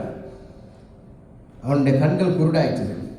அவர் நீ குருடனா இருந்து சொல்லல, தேவன் அவரை தொட்ட பொழுது, அவனிடத்துல அவருடைய ஒளியை அனுப்பின பொழுது அவன் குருடன் ஆயிட்டான். அவர் குருடாக்கல, அவருடைய ஒளி வந்த பொழுது. ஏனென்றால் அவனுடைய தேவனுடைய சித்தத்தை செய்யாதபடி இந்த உலகத்தில் இருந்தபடினால் அந்த உலகத்துக்கு தேவனுடைய ஒளி பார்க்க முடியாது. இருளில் இருக்கிற ஒரு மனுஷனுக்கு திடீரென்று ஒரு வெளிச்சம் வரும் பொழுது அவனால் கண் பார்க்க முடியாது, கண்ணை மூடிடுவோம். நாங்கள் இருளில் நடந்து கொண்டிருக்கிறோம், திடீரென்று ஒரு வெளிச்சம் வருகிற பொழுது நல்ல வெளிச்சம், கண்ணை திறக்க மாட்டோம். காரணம் என்னன்னா பார்க்க முடியாது. இப்ப இருளில் இருக்கிற ஒரு மனுஷன் துன்பப்படுத்தி கொண்டிருக்கிறான். அவனுக்கு தேவனுடைய ஒளி வருகிற பொழுது அவனால பார்க்க முடியல, குருடன் ஆயிட்டான். இப்ப அவன் குருடனாய் இருக்கும் பொழுதுதான் தேவன் வெளிப்படுத்துகிறார், நீ என்ன செய்யணும். அவன் கேட்கிறான், கர்த்தாவே நான் என்ன செய்யட்டும் சொல்லுங்க. இதுதான் உண்மையான ரட்சிப்பு, இதுதான் உண்மையான மனம் திரும்புதல். முன்ன எத்தனை பேர் அவன் துன்பப்படுத்தி இருப்பான், முன்ன எத்தனை பேர் அவன் அடிச்சிருப்பான், முன்ன எத்தனை பேருக்கு அவன் அநியாயம் செய்திருப்பான். இப்ப என்ன திரும்ப செய்கிறான், அவன் எல்லா அநியாயத்தையும் அவன் பொறுத்து கொண்டு கப்பல்ல போகும் பொழுது அவனுக்கு பிரச்சனை வருது, சிறைச்சாலையில இருந்தான், அவனுக்கு எவ்வளவு பிரச்சனை, அவனுக்கு வராத துன்பங்களே இல்லை, பசியோட இருந்தான், பட்டினியோட எல்லாமே இருந்தான். எதுக்காக தெரியுமா, அவனுடைய சித்தத்தை செய்கிறதுக்கு. இப்ப அவனுடைய சித்தத்தை செய்யும்படி அவன் வந்த பொழுது தேவனுடைய ஆசீர்வாதம் வருகிறது. இன்றைக்கு அவன் இயேசு கிறிஸ்து யார் என்பதை குறித்து எழுதுகிற புத்தகம், இந்த புதிய ஏற்பாட்டில் அவனுடைய புத்தகம் தான் அதிகமா இருக்கு. இன்றைக்கு இயேசு கிறிஸ்துவினுடைய சுவிசேஷத்தில் எழுதப்பட்ட இயேசு கிறிஸ்துவினுடைய போதனைகளை எல்லாருக்கும் கேட்க விருப்பம். தேவனுடைய வார்த்தையில் இருக்கிற எல்லா வார்த்தைகளையும் கேட்க விருப்பம். இன்றைக்கு நான் அநேக தரம் சொல்லியிருக்கிறேன், அநேக இடங்களில் சொல்லியிருக்கிற ஒரே ஒரு காரியம் தான், இன்றைக்கு அப்போஸ்தலனாகிய பவுல் கர்த்தராகிய இயேசு கிறிஸ்து யார் என்பதை வெளிப்படுத்தி சொல்லி நடக்க வேண்டிய வழிகளை, இப்படிதான் நடக்க வேண்டும், ஒரு கிறிஸ்தவனாய் இருந்தால், தேவனுடைய பிள்ளையாய் இருந்தால், ஒரு விசுவாசியாய் இருந்தால் இப்படிதான் நடக்க வேண்டும் என்று சொல்லி அவன் சொன்ன அறிவுரைகள் இன்றைக்கு இந்த உலகத்துக்கு அது எதிர்ப்பாக இருக்கிறது. இன்றைக்கு யோசிக்கிறார்கள், பவுலுடைய எல்லா நிருபங்களையும் வேதத்திலிருந்து எடுத்துறோம். ஏன் தெரியுமா, கர்த்தராகிய இயேசு கிறிஸ்து கொஞ்சம் சாஃப்டா சொன்னார், கடிந்து கொண்டார், சாஃப்டா சொன்னார். ஆனா இவன் எப்படி தெரியுமா, இல்ல தேவனுடைய பிள்ளைகள் என்றால் இப்படிதான் வாழணும், தேவனுடைய ஜனங்களாக இருந்தால் இப்படித்தான் நடந்து கொள்ளணும், அவர்கள் இப்படிப்பட்ட வாழ்க்கை தான் வாழணும். ஏனென்று சொன்னால் நாங்கள் வாழுகிற இந்த ஒரு வாழ்க்கை அவருக்கான வாழ்க்கை, அவருக்காக வாழுகிற வாழ்க்கையில வேற எந்த ஒரு கலப்படமும் இருக்கக்கூடாது. ஆனால் இந்த மனம் திரும்புதல் வரும் பொழுது என்ன திரும்ப நடக்கிறது, கீழ்ப்படி உண்டாகிறது. கீழ்ப்படி உண்டாகிற பொழுது அற்புதங்கள் நடக்கிறது. அந்த மனம் சின்ன மனுஷனுக்குள்ள அந்த ஆண்டவர் வரும் பொழுது பெரிய அற்புதங்கள் நடக்கிறது. யார் அவர்னு பார்க்க மாட்டார். ஒரு மனுஷனுக்குள்ள அந்த ஆசீர்வாதத்தை அவர் ஊற்றும் பொழுது அவர் சொல்றார், பெரிய பெரிய அற்புதங்கள். இன்றைக்கு பெரிய பெரிய ஊழியர்கள், பெரிய பெரிய தேவனுடைய மனுஷர்களால செய்ய முடியாத காரியத்தை கூட இன்றைக்கு சாதாரண ஒரு மனுஷன் செய்ய முடியும் என்றால் அது தேவனுடைய சத்தத்துக்கு கீழ்ப்படுகிறதுனால் மாத்திரம்தான். யாத்திராகமம் 14வது அதிகாரத்துக்கு வரும் பொழுது இப்ப இவர்கள் எகிப்திலிருந்து வந்துட்டாங்க, முன்னால பெரிய செங்கடல், இப்ப இதை கடக்கணும். இந்த பக்கம் பார்வோனுடைய சேனை வருகிறது, முன்னால செங்கடல் இருக்கிறது, எங்க போகிறதுன்னு தெரியாது, எந்த வழியை போனாலும் இவர்களுக்கு பிரச்சனை தான். ஆனால் தேவன் சொல்லுகிறார் மோசேக்கு, அடி அந்த செங்கடலை பார்த்து உன்னுடைய கோலை நீட்டு. அவன் நீட்டினான். அவன் தேவனுடைய சத்தத்துக்கு கீழ்ப்படிந்து அதை நீட்டாம இருந்திருந்தா அவ்வளவு பேரும் சரி. ஆனா அவன் தேவனுடைய சத்தத்துக்கு கீழ்ப்படிந்து அந்த கோலை நீட்டினான். செங்கடல் 2ஆக பிரிந்தது. அந்த செங்கடல் 2ஆக பிரிந்த பொழுது இவர்கள் அதில் பயணித்தார்கள். அவர்களுக்கு ஆச்சரியம், எப்படி கடலுக்கு நடுவில் நடந்து போகிறோம், நாங்கள் கடலுக்கு நடுவில் நடந்து போகிறோம். ஆனா அவர்களும் நடந்தார்கள். அது அவர்களுக்கு பின்பதாக வந்த பார்வோனுடைய சேனையும் நடந்தது. ஆனா இவர்கள் அக்கறை சேர்ந்தார்கள், இவர்கள் கரை சேரவே இல்லை. அதான் வித்தியாசம். மோசே மட்டும் கை நீட்டாம இருந்திருந்தா அவர்கள் அக்கறை சேர்ந்திருக்க மாட்டாங்க. ஆனால் கர்த்தருடைய வல்லமை அந்த இடத்துல இருந்தது. அவன் இந்த சத்தத்துக்கு செவி கொடுத்தபடினார், அந்த கீழ்ப்படிதல் வந்ததினால கடல் பிளந்தது, அற்புதம் நடந்தது. ஆனால் நாங்க நினைக்கிறேன் திரும்ப எங்களுக்கு இருக்கிறதான இந்த செங்கடல் வந்து பெரிய எங்களுக்கு இருக்கிற வியாதியோ கடன் தொல்லையோ பிரச்சனைகளோ இதுதான் இல்லை. எவ்வளவு பெரிய செங்கடலா இருந்தாலும் அவருடைய வசனம் சொல்லுகிறது, என் நாமத்தினாலே விசுவாசம் உள்ளவர்களாய் எவைகளை கேட்பீர்களோ அவைகளை பெற்றுக்கொள்வீர்கள். இந்த வார்த்தையை எடுத்து அந்த செங்கடலை நோக்கி நாங்கள் பேசுகிற பொழுது அந்த செங்கடலை பிளக்கும். இந்த வார்த்தையை விசுவாசத்தினாலே இந்த மலையை பெயர்ந்து சமுத்திரத்தில் போ என்று சொன்னால் நடக்கும் என்றார். அவர் என்னத்தை சொல்ல வருகிறார்? எங்களுக்கு அவர் கொடுத்திருக்கிற அந்த அதிகாரத்தை நாங்கள் பாவித்து நாங்கள் அதன்படி நடக்கிற பொழுது அற்புதம் நடக்கும். கீழ்ப்படிக்கிற பொழுது அற்புதம் நடக்கிறது, கீழ்ப்படியாத பொழுது நடக்குதில்லை. இப்ப என்ன நடக்கிறது? இப்ப இவர்கள் கடந்து வந்த பொழுது இப்ப யோர்தான் நதி இவர்களுக்கு ஒரு தரம் செங்கடல் வந்துட்டு, இப்ப அடுத்து வரும் பொழுது யோர்தான் நதி முன்னால நிக்குது. இப்ப யோர்தான் நதிக்கு முன்பதாக இந்த ஆசாரியர்கள் முதல்ல காலை வைக்கிறார்கள். காலை வைக்கிற பொழுது யோர்தான் நதி அப்படியே நின்றுட்டு தண்ணி ஓடல. ஆனால் வேதத்தில் உள்ள சில காரியங்களை நாங்கள் பார்க்கிற பொழுது இந்த விஞ்ஞானம் கொஞ்சம் குழம்பிடும். ஓடிக்கொண்டு வருகிற தண்ணி நின்றா எப்படி இருக்கும்? இப்ப இந்த யோர்தான் நதி ஓடினாதான் தண்ணி ஓடிக்கொண்டிருக்கும். ஓடி வருகிற தண்ணி நிக்கணுமா இருந்தா என்ன நடக்கணும்? தேவன் இங்க இல்ல, மெயின் சுவிட்சை ஆஃப் பண்ணிட்டார். இப்ப மெயின் சுவிட்சில் தண்ணி வந்த தண்ணி இருக்குது, ஆனா மேலதிகமா ஒன்றும் வரல. மேலதிகமா வந்திருந்தா தண்ணி புரண்டு ஓடும். அவர்கள் கால் வைத்த பொழுது தண்ணி அப்படியே நின்றுட்டு அவர்கள் நடந்தார்கள். அவர்கள் அதை கடந்து போய் நிக்கிற பொழுது இன்னொரு பிரச்சனை. இப்ப எரிகோ மதில், இப்ப எரிகோ மதிலை தாண்டணுமா இருந்தா இது சாதாரண வேலை இல்லை. அந்த ஆராய்ச்சியாளர் சொல்ற அந்த எரிகோ மதிலை தாண்டறதுக்கு அவர்களுக்கு இப்ப இருக்கிற இந்த ஜேசிபி எல்லாம் கொண்டு வந்திருந்தாலும் எத்தனையோ வருஷக்கணக்கு எடுத்திருக்கும் அதை உடைக்கிறதுக்கு. என்னன்னு சொன்னால் அந்த மதிலினுடைய அகலம் எப்படின்னு சொன்னா 6 கார் ஒழுங்கா போகலாம். 6 கார் பயணிக்கக்கூடிய அளவு அகலமா இருந்தால் நினைக்கிறேன் எங்களுடைய 401 மாதிரி இருந்திருக்கும் ஒவ்வொரு மதில சைஸும். அப்ப அந்த மதிலை அவர்கள் கடக்கணும் உள்ள போறதுக்கு, ஆசீர்வாதத்தை பெறுகிறதுக்கு. இப்ப பாருங்க, இந்த ஆசீர்வாதத்தை பெறுகிறதுக்கு, கானானுக்குள்ள போகிறதுக்கு எத்தனை தடை. ஆனா அந்த தடைகளை எல்லாம் முறியடிக்கிறதுக்கு ஒரே ஒரு காரியம், அவருடைய சத்தம் கீழ்ப்படிதல். அந்த சத்தத்துக்கு செவி கொடுத்து அவருடைய சித்தத்தின்படி நாங்கள் கீழ்ப்படுகிற பொழுது வழி திறக்கிறது. இப்ப அவருக்கு ஆண்டவர் சொல்றார், நீங்க 7 தடவை சுத்தி வாங்க, 7 நாளும் 7 தடவை சுத்தி வாங்க, 7வது நாள் 7 தடவை சுத்துங்கன்றார். இவர்கள் ஆண்டவரே என்ன ஆண்டவரே, இன்னைக்கு ஒரு தடவை சுத்தி, நாளைக்கு ஒரு தடவை சுத்தி, 7வது நாள் 7 தடவை சுத்துறதுக்கு ஒரே நாள் நாங்க 7 தடவை சுத்திரோம். ஆண்டவர் சொல்றார், நான் சொல்றபடி நீங்க செய்யுங்க. அவங்க முதல் நாள் ஒரு தரம், 2 தரம், 7 தரம் சுத்திட்டாங்க. இப்ப 7வது நாள் 7 தரம் சுத்திட்டாங்க. இப்ப 7வது நாள் 7 தரம் சுத்தணும். அவர்கள் அந்த வார்த்தைக்கு செவி கொடுத்த பொழுது அந்த மதில் எப்படி உடைஞ்சுதான்? இப்ப ஒன்று வீடு உடையணும், ஒரு சுவர் ஒரு பக்கம் உடைஞ்சதுன்னு சொன்னா அடுத்த சுவர் அடுத்த பக்கம் தான் உடையணும். ஆனா இந்த எரிகோ மதில் எப்படின்னு சொன்னா முழுவதுமே உள்ள விழுந்திருக்கு. அங்கேயும் தேவனுடைய சித்தம் இருக்கிறது, அங்கேயும் தேவனுடைய அற்புதம் இருக்கிறது. ஏனென்று சொன்னால் வசனம் சொல்லுகிறது, அந்த வேவு பார்க்க 2 பேர் போனாங்க.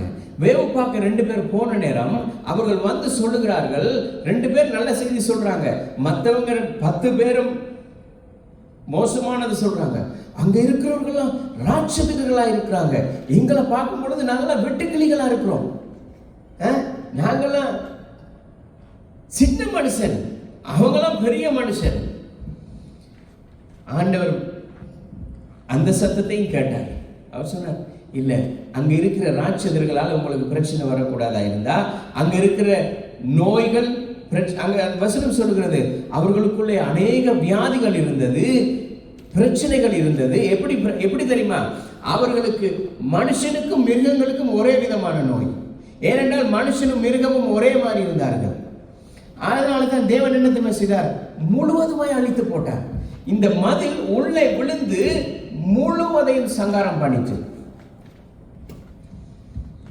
ஆனா அதுல தாக்கப்பட்டது ஒரே ஒரு குடும்பம். ஒரே ஒரு குடும்பத்தை தான் ஆண்டவர் அதை காப்பாற்றினார். அந்த ஒரே ஒரு குடும்பமும் அந்த ஒரே ஒரு விசுவாசியினுடைய விசுவாசத்தினால் காப்பாற்றப்பட்டது. வேற யாரும் அதில் காப்பாற்றப்படல. காரணம் என்ன? தேவனுடைய சத்தத்துக்கு அவர்கள் கீழ்ப்படிந்து 7 தரம் சுத்தி 7வது நாள் 7 முறை சுத்தின பொழுது அதிசயம் நடந்தது. அந்த மதில் உள்ளே விழுந்து எல்லாரையும் நாசமாக்கிட்டது. அவர்கள் உள்ள போகிற பொழுது உள்ளே இருந்த மனுஷரும் இல்லை, உள்ளே இருந்த மிருகங்கள், பறவைகள், ஊர்வன பரப்பன ஒன்றுமே இல்லை. இப்ப இவர்கள் புது குடியேற்றம். அவர்கள் இப்ப புதிதாக குடியேறி வந்திருக்கிறார்கள் புது இடத்துக்கு. கர்த்தர் எவ்வளவு அற்புதங்களை செய்திருக்கிறார். இதுக்கு காரணம் என்ன தெரியுமா? அந்த கீழ்ப்படிதல். அந்த கீழ்ப்படிதல் இல்லைன்னு சொன்னா அந்த அற்புதம் நடந்திருக்காது. பேதுரு லூக்கா 5வது அதிகாரத்தில் இப்ப பேதுரு அவன் ராமுழுக்க மீன் பிடிச்சிட்டான். அவனுக்கு தெரியுதுன்னு அவன் பெரிய மீனவன். அந்த வசனத்தின் படி பார்க்கும் பொழுது அவன் கடலில் இருக்கிற ஒவ்வொரு நேரம் நிமிஷங்கள் எந்த இடத்துல எந்த மீன் எப்படி இருக்கும் அவ்வளவு தெரிஞ்சவன். அவனிடத்துல போய் ஆண்டவர் சொல்றார், வலைய போடு. அவன் நினைச்சிருப்பான், இவர் யார், இவருக்கு தெரியாது போல இருக்கு இந்த கடலை குறிச்சு. இந்த கடல்ல என்ன இருக்குதுன்னு அவருக்கு தெரியாது. நான் இந்த கடலுக்கு சொந்தக்காரன். இந்த கடல்ல எப்ப எங்க எந்த மீன் இருக்குன்னு எனக்கு தெரியும்.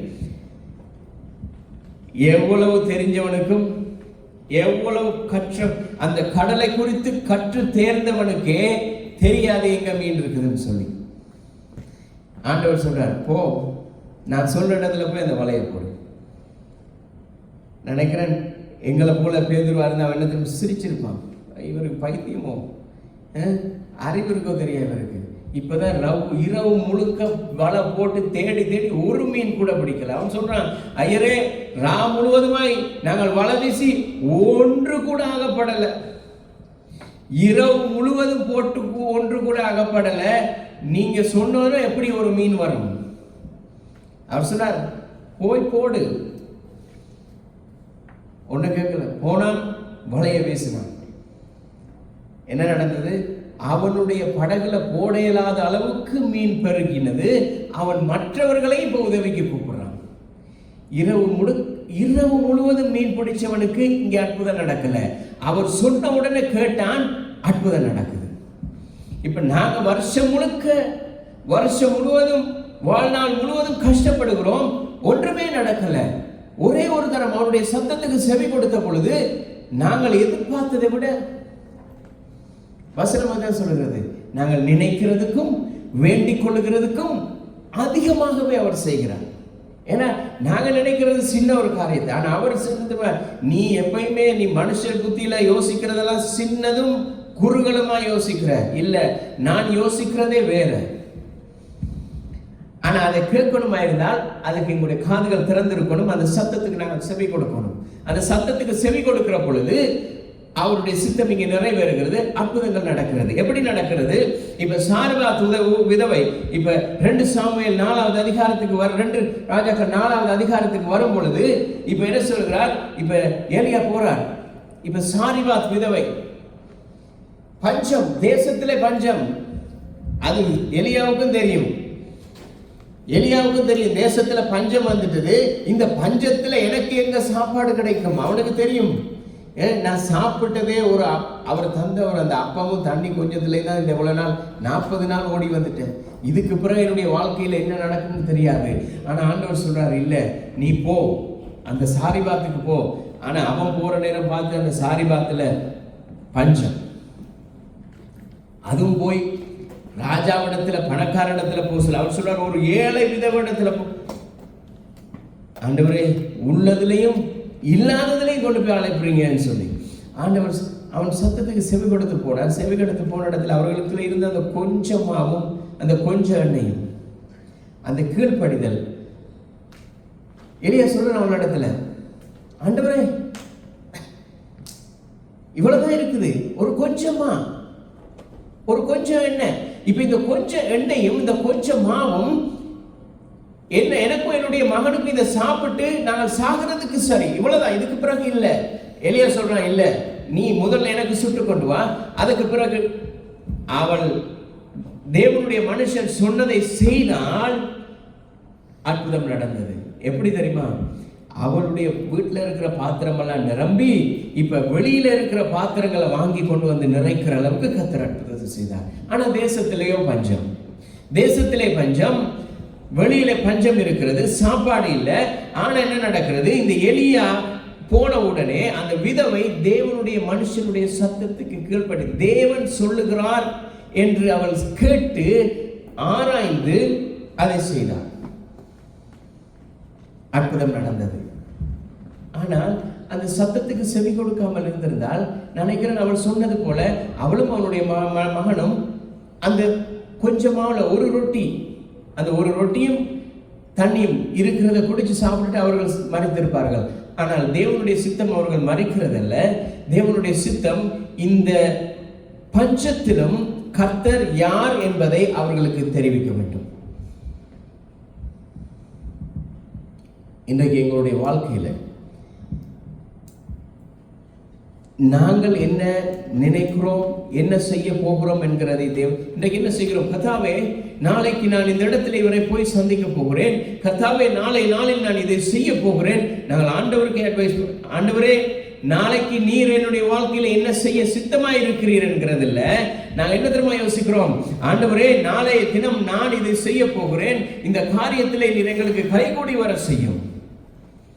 கர்த்தாவே, நாளைய நாளில் நான் போய் இந்த காரியத்திலே நான் ஈடுபட போகிறேன், பங்கு கொள்ள போகிறேன். இல்லாவிட்டால் இந்த காரியத்தை நடப்பிக்க போகிறேன், இந்த வீடு வேண்ட போகிறேன், இல்லாவிட்டால் இந்த காரியத்தை செய்ய போகிறேன், நீர் உதவி செய்யும். எப்படி? ஆண்டவருக்கே நாங்கள் அட்வைஸ் பண்றோம், நான் போகிறேன், நீங்க எங்களுக்கு செய்யுங்க. ஆனா ஆண்டவர் என்ன சொல்றார்? இல்ல, அது என்னுடைய சித்தம் இருக்குதா?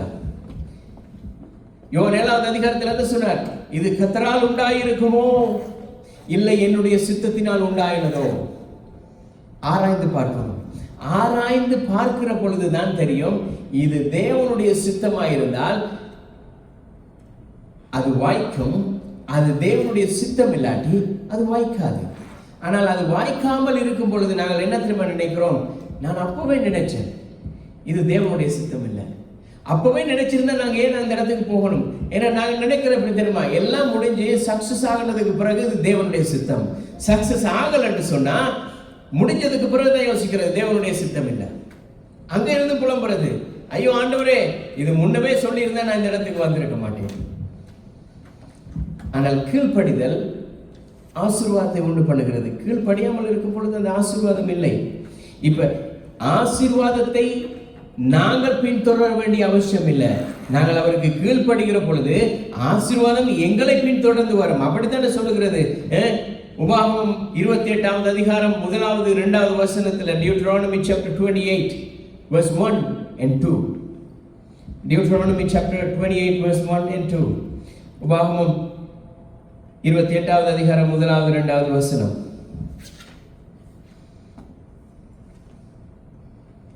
இன்று நான் உனக்கு விதிக்கிற உன் தேவனாகிய கர்த்தரின் கட்டளைகளின் படி செய்ய கவனமாய் இருக்கும்படி அவர் சத்தத்துக்கு செவி கொடுப்பாயானால், அப்படியே வசனம் சொல்லுங்க, அவருடைய சத்தத்துக்கு செவி கொடுப்பாயானால் ஆசீர்வாதம் உண்டாகிறது. இப்ப இன்னைக்கு நான் சில அநேகர் என்ன சொல்றாங்க? இல்ல, இது பழைய ஏற்பாட்டில் தேவன் கொடுத்த கட்டளை, இது புதிய ஏற்பாட்டில் இல்லையே, இயேசு கிறிஸ்து எல்லாரையும் ஆசீர்வாதம். ஆனால் அங்கேயே தான் சொல்றாரு, உன் தேவனாகிய கர்த்தரிடத்தில் முழு இருதயத்தோடும் முழு ஆத்மாவோடும். இங்கே இவ்வளவு கட்டளை கொடுத்தவர் ஒரே கட்டளை, இங்கேயும் அன்புல தான் வச்சார் பிரச்சனைய, அங்கேயும் அன்பினால் பிரச்சனையை வைத்தார். எப்படி தெரியுமா? உன் முழு இருதயத்தோடும் உன் முழு ஆத்மாவோடும் நீ அன்பு கூறுவாயாக. இங்கே நீ அன்பு கூர்ந்தால் ஆசீர்வாதம் வரும். உன் தேவனாகிய சத்தத்துக்கு உண்மையாய் செவி கொடுப்பாயானால் உன் தேவனாகிய கர்த்தர் பூமியில் உள்ள சகல ஜாதிகளிலும் உன்னை மேன்மையாக வைப்பார். ஆனா அங்க என்ன தெரியுமா சொல்லுகிறார்? உன் தேவனாகிய கர்த்தரிடத்தில் உன் முழு இருதயத்தோடும் முழு ஆத்மாவோடும் அன்பு கூறுவாயாக. அவ்வளவுதான், அன்பு கூறு, அப்ப கிடைக்கும். நீ என்னை தேடி, நீ வேற ஒன்றுமே செய்ய தேவையில்லை. என்னை தேடி வந்து அவருடைய சமூகத்திலே கர்த்தாவே நீ சொல்லும் நான் கேட்கிறேன் என்று சொல்லி நிற்கிற பொழுது அந்த ஆசீர்வாதம் எங்களை பின்தொடர்கிறது, சுகம் தொடர்கிறது, செழிப்பு தொடர்கிறது, சந்தோஷம் தொடர்கிறது, சமாதானம் தொடர்ந்து வருகிறது. நாங்க ஆசீர்வாதத்துக்கு பின்னால ஓட வேண்டிய அவசியம் இல்லை. கீழ்ப்படிதல் வருகிற பொழுது ஆசீர்வாதம் அந்த கீழ்ப்படிதலுக்கு பின்னால வந்து கொண்டிருக்கிறது. கீழ்ப்படிதல் என்பது தேவன் மேல் நாங்கள் வைக்கிற அன்புக்கு அடையாளமாக இருக்கிறது. அத வசனம் சொல்லுகிறது. யோவான் 14:15 சொல்லுகிறது, நாங்கள் கீழ்ப்படுகிற பொழுது நாங்கள் அவர் மேல் வைக்கிற, ஜான் சாப்டர் 14:15, நாங்கள் அவரிடத்தில் கீழ்ப்படுகிற பொழுது ஆசீர்வாதம் எங்களை பின்தொடர்கிறது. அது எங்களுக்கு அடையாளமாக இருக்கிறது. 14வது அதிகாரம் 15வது வசனம், என் நாமத்தினாலே நீங்கள் எவைகளை கேட்டாலும் அதை நான் செய்வேன். அதுக்கு முதல் வசனம் சொல்றது, என் நாமத்தினால் நீங்கள் எவைகளை கேட்பீர்களோ குமாரனில் பிதா மகிமைப்படும்படியாக அதை செய்வேன். எப்படி? குமாரனில் பிதா மகிமைப்படும்படியாக. அப்பா, நான் அனுப்பின என்னுடைய குமாரன் நிமித்தமா இவர்கள் பாருங்க ரட்சிக்கப்பட்டு அந்த வார்த்தைக்கு செவி கொடுக்கிறார்களே. என்னுடைய குமாரன் சிலுவையிலே மரித்த அந்த மரணத்துக்கு இவர்கள் உண்மை உள்ளவர்களாய் இருக்கிறாரே. எப்படிப்பட்டவர்கள் உண்மையான மனுஷர்கள். குமாரனில் பிதா மகிமை. என்னுடைய மகன் இவ்வளவு பேரையும் நல்வழிப்படுத்திட்டான். என்னுடைய மகன் இந்த பூமியிலே போய் தண்டிக்கிறத விட்டுட்டு, நியாயந்திருக்கிறத விட்டுட்டு இவ்வளவு பேரையும் நல்லவர்களா மாத்திட்டானே. குமாரனில் பிதா மகிமைப்படும்படிக்கு அதை செய்வார். நான் பிதாவை வேண்டிக் கொள்ளுவேன், அப்பொழுது என்றென்றைக்கும் உங்களோட கூட இருக்கும். அவர் சொல்றார், நான் பிதாவை வேண்டிக் கொள்வேன், நீங்களாம் ஒன்றும் கேட்காதீங்க. என் நாமத்தினாலே, இயேசுவின் நாமத்தினாலே அற்புதம், இயேசுவின் நாமத்தினாலே ஆசீர்வாதம், இயேசுவின் நாமத்தினாலே சுகம், இயேசுவின் நாமத்தினாலே சமாதானம் என்று சொல்லி என் நாமத்தினாலே நீங்கள் எவைகளை கேட்டாலும் அது உங்களுக்கு கொடுக்கப்படும். அதை கொடுக்கிறதுக்கு நான் தயாராக இருக்கிறேன். ஏன் தெரியுமா? நீங்கள் என்னுடைய சத்தத்துக்கு, நான் சொன்னதை கேட்டு என்னுடைய நாமத்தினாலே நீங்கள் கேட்கிற பொழுது அவர் சொல்றார், பரிசுத்த ஆவியவே உங்களுக்கு நான் தருவேன். என்னுடைய நாமத்தினாலே நீங்கள் எவைகளை கேட்டாலும் தருவேன். அது மாத்திரமல்ல, பரிசுத்த ஆவியவே நான் உங்களுக்கு தருவேன். ரட்சிக்கப்பட்டு முதல் நாள் கர்த்தராகிய இயேசு கிறிஸ்துவை எங்களுடைய சொந்த ரட்சகராக ஏற்றுக்கொண்டு, கர்த்தாவே நாங்கள் சொல்லுகிறோம், வந்தோடனே சொல்லுவோம், நான் கர்த்தராகிய இயேசு கிறிஸ்துவை என் முழு இருதயத்தோடும் முழு ஆத்துமாவோடும் தேடும்படியாக என்னுடைய வாழ்க்கையை ஒப்பு கொடுக்கிறேன் என்று கொடுத்த பொழுதே அவர் சொல்றார், பரிசுத்த ஆவியை நான் உங்களுக்கு ஃப்ரீயா கொடுத்துட்டேன். ஆனால் அவர் நாங்கள் ரட்சிக்கப்பட்ட பொழுது அவர் கொடுத்த, ஃப்ரீயா கொடுத்த இந்த பரிசுத்த ஆவியானவர் தான் இன்னைக்கு நாங்கள் பிசினஸ் பண்ணி கொண்டிருக்கிறாங்க அனைவர். ஆனால் கர்த்தர் எங்களுக்கு என்ன தெரியுமா பலத்தை கொடுத்திருக்கிறார்? இந்த தேசத்துல அவர் எங்களுக்கு ஃப்ரீயா கொடுத்த இந்த ஆவியானவரை ஃப்ரீயா மக்களுக்கு கொடுக்கணும். அவர் எங்களுக்கு என்னத்தை ஃப்ரீயா கொடுத்தாரோ அதை ஃப்ரீயா அவருக்கு கொடுத்துடணும். அவர் எங்களுக்கு கொடுக்கும் பொழுது ஏன் எங்களால கொடுக்க முடியாது? அவர் எங்களுக்கு இந்த ஆசீர்வாதத்தை, சுகத்தை கொடுத்திருக்கும் பொழுது ஏன் எங்களுக்கு மற்றவர்களுக்கு அதை கொடுக்க முடியாது?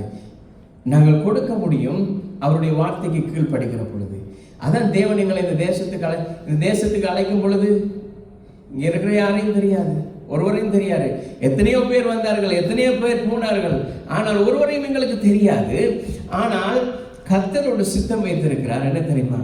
கர்த்தர் எங்களை கொண்டு என்ன செய்ய சித்தமாக இருக்கிறாரோ அதை நிறைவேறும் மட்டும் அவர் எங்களை நடத்தி கொண்டே இருப்பார்.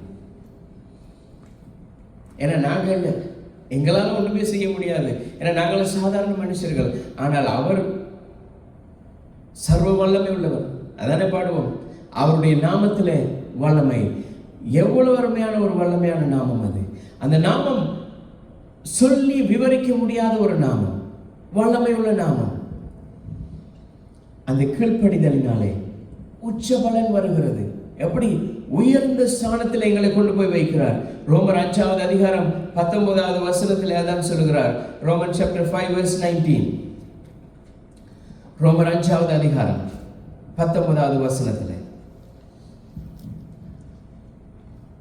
அன்றியும் ஒரே மனுஷனுடைய கீழ்ப்படியாமையினாலே அநேகர் பாவிகளாக்கப்பட்டது போல அவருடைய கீழ்ப்படிதலினாலே அநேகர் நீதிமான்களாக்கப்படுவார்கள். எப்படி? அவருடைய நாமத்தின் மேல் விசுவாசம் உள்ளவர்களாய், அவருடைய நாமத்தின் மேல் விசுவாசம் உள்ளவர்களாய் அவரை ஏற்றுக்கொண்டவர்கள் எத்தனை பேர்களோ அத்தனை பேரும் அவருடைய பிள்ளைகளாகும்படிக்கு அவர் அதிகாரம் கொடுத்தார்.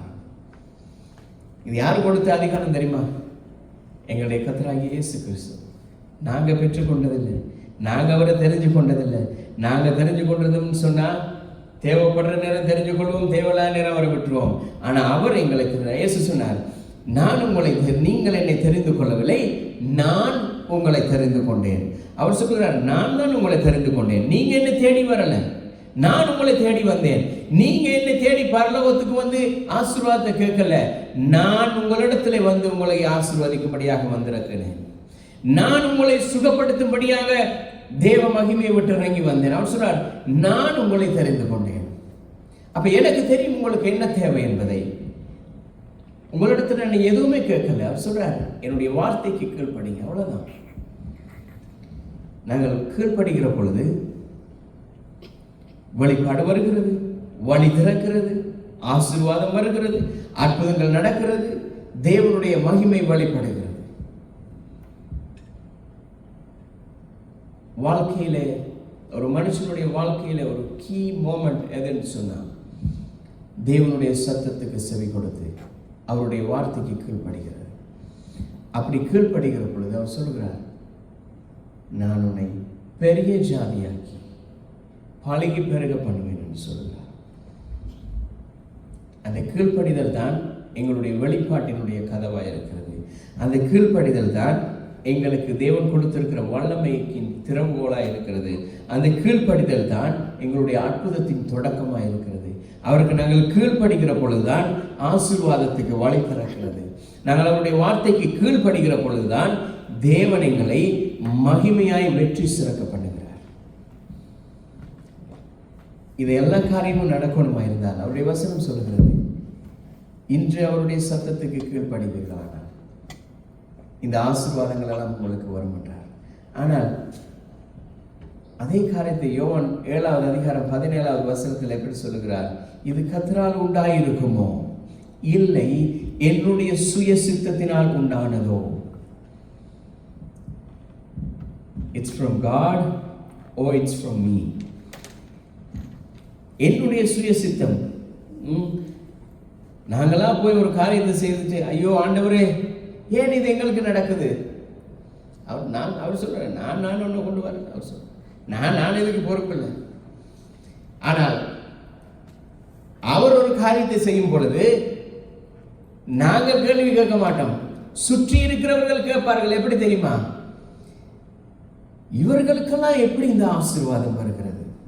இவர்களை கர்த்தர் எப்படிதான் உயர்த்துறாரோ தெரியாது. இவர்கள் சர்ச்சுக்கு போறார்கள், தேவனை ஆராதிக்கிறார்கள், இயேசு போறாங்க. ஆனா அவருடைய வாழ்க்கையில தொடர்ந்து அற்புதம் நடக்குதே. பெரிய வருமானம் இல்லை, பெரிய ஆசீர்வாதம் இல்லை, பெரிய சொத்துக்கள் இல்லை. ஆனா அவர்கள் சந்தோஷமா இருக்கிறார்களே. நாங்கள் சந்தோஷமா இருக்கிறதின் காரணமே எங்களுடைய கர்த்தராகிய இயேசு கிறிஸ்து எங்கள் மேல் பாராட்டின அந்த அன்பு. நாங்கள் எல்லாருமே எழுந்திருப்போம்.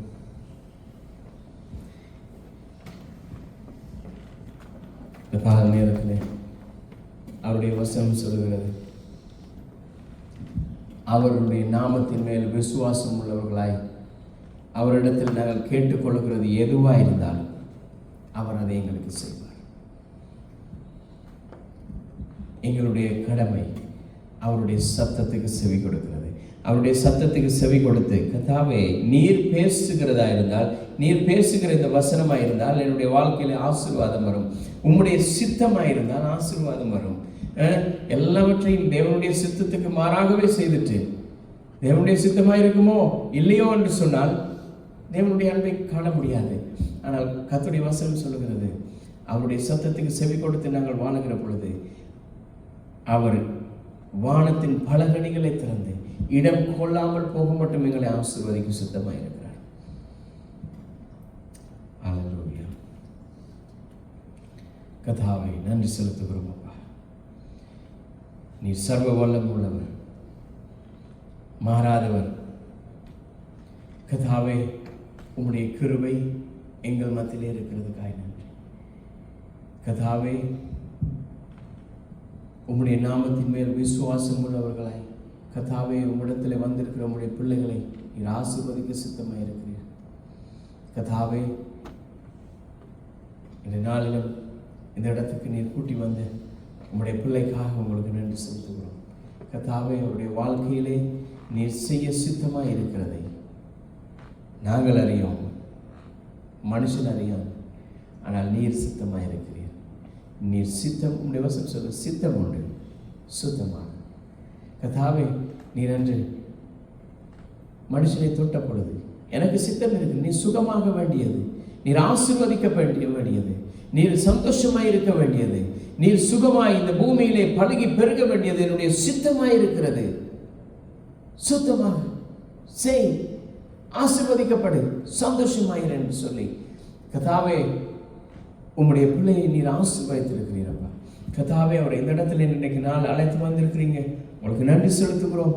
கர்த்தாவே அவருடைய வாழ்க்கையிலே, அவருடைய குடும்பத்திலே, அவருடைய தொழிலே, அவருடைய எல்லா காரியங்களிலும் அவர் எதை செய்ய சித்தமாக இருக்கிறாரோ, அவர் எதை வாஞ்சிக்கிறாரோ விரும்புகிறாரோ அவருடைய வாழ்க்கையில நீர் செய்ய வல்லமை உள்ளவராக இருக்கிறீர், உண்மை உள்ளவர் என்பதை நீர் அவருக்கு நீர் வெளிப்படுத்துகிறதுக்காகவும் நன்றி அப்பா.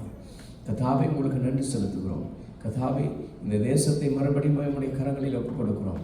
கர்த்தாவே உடைய வசனம் சொல்லுகிறது, இந்த தொழுவத்திலே இல்லாத அநேக ஆடுகள் இருக்கிறது. கர்த்தாவே அவர்களையும் சந்திக்க, கர்த்தாவே அந்த ஜனங்களையும் உம்முடைய மந்தைக்குள்ளாக சேர்க்க நீர் எங்களுக்கு கிருபை செய்வீராக.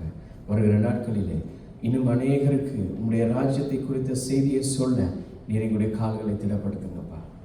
உம்முடைய ஞானத்தை எங்களுக்கு தந்தல்லுங்க, வல்லமை வெளிப்பாடை தந்தல்லுங்கப்பா. உம்முடைய சித்தத்தின்படி செய்ய நீர் எங்களுக்கு கிருபையாக இருந்தல்லுங்க. உம்முடைய சத்தத்துக்கு மாத்திரம் செவி கொடுக்க எங்களுக்கு கிருபையாக இருந்தல்லுங்க. இயேசுவின் நாமத்தில் ஒப்பு கொடுத்து ஜெபிக்கிறோம் ஜீவனுள்ள நல்ல பிதாவே, ஆமென். சேர்ந்து சொல்வோம், என் ஆத்துமாவே கர்த்தரையே ஸ்தோத்திரி, என் முழு உள்ளமையார் பரிசுத்த நாமத்தையே ஸ்தோத்திரி. என் ஆத்துமாவே கர்த்தரையே ஸ்தோத்திரி, அவர் செய்யும் சகல உபகாரங்களையும் மறவாதே. நம்முடைய கர்த்தராகிய இயேசு கிறிஸ்துவினுடைய கிருபையும் தேவனுடைய அன்பும் பரிசுத்த ஆவியானவருடைய அந்யோன்ய ஐக்கியமும் எங்கள் அனைவரோடும் கூட இருந்து நடத்துவதாக. ஆமென். கர்த்தர் ஒருவரை ஆசீர்வதிப்பார்.